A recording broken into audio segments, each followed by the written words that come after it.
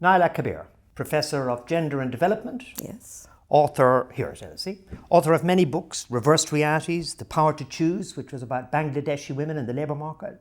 Involved extensively in NGOs, the UN.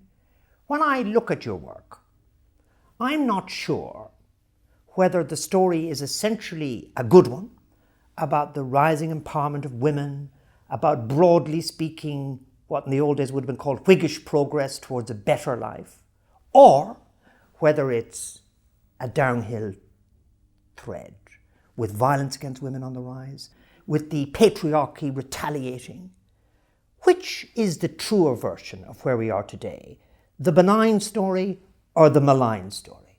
What I would say is that women across the world, and I would include women from fairly poor backgrounds as well, have options available to them that were unimaginable in earlier generations, not because they have a greater wealth, but because they can see that societies are not as closed as they were, and how other people live has become a part of their own vision of society. This is through technology, is it just? Through technology, through people traveling. There are very few completely closed societies left anymore. Yeah. So there are very few societies that are culturally static.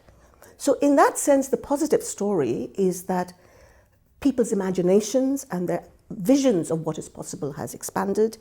We've seen great progress on education, on health, on human capabilities, that kind of thing.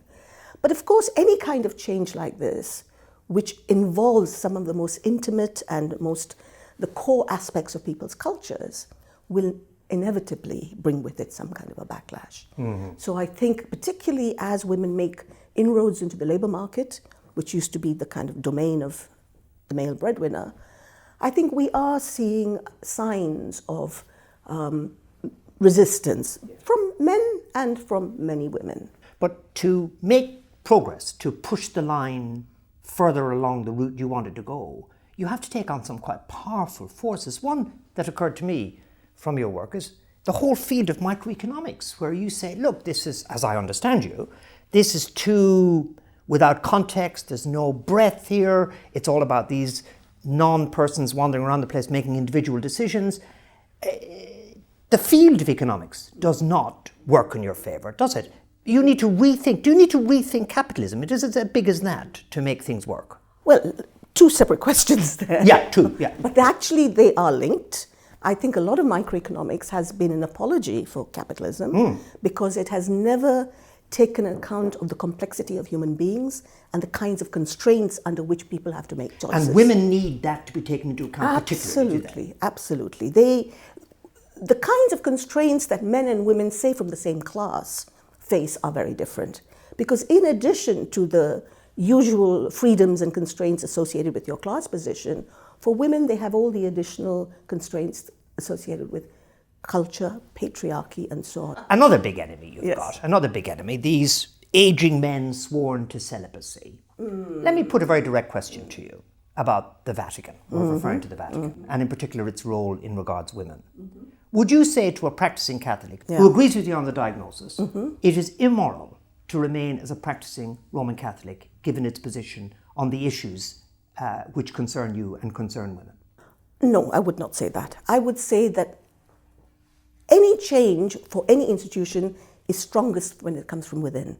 And I would ask all practicing Catholics that have a progressive agenda and acknowledge women's rights to make their voices heard. And at least, I guess, they're allies on the global culture of consumerism, you've called it, the relentless sexualization of women. They're allies on that, but that's another gigantic enemy you're taking on, isn't it? I mean, technology there is against you, really. Technology is instrumentalizing people, isn't it? It's also opening up, as I said earlier, many different visions. And I think what is really against us is the way that the labour market functions, that forces women into forms of work that rely very much on commodification of sexuality. To try and change that, the poor, the disempowered, it takes, as you've said yourself about Bangladesh, a very long time. So what I see are these powerful forces going with the grain of capitalism and consumerist culture, and against it is the solidarity of the few. It looks to me, if I may say so, an uneven battle.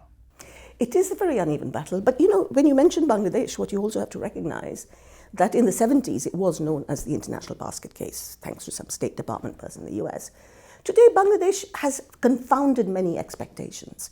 And one of the expectations it has confounded is this whole business of missing daughters. We are seeing an apparent shift away from the strong son preference towards a revaluation of daughters. So, yes, these powerful forces are against us, but people can also exercise some degree of agency in favor of justice. One thing you could do with a magic wand, don't worry about practicality. One thing you could do with a magic wand, which you think would transform things today, what would it be? I'd go back to capitalism, and as I said, we can't get rid, let's assume that we're not being able to get rid of it, but I would want to see a far more regulated and fairer capitalism that rewarded people on the basis of their talents, their needs, and their abilities. So I would like to see, I think people's livelihoods are critical to them, and I would like to see them getting a fairer, a more just reward for their efforts. Naila Kabeer, thank you so much for subjecting yourself to a Gearty grilling. Thank you.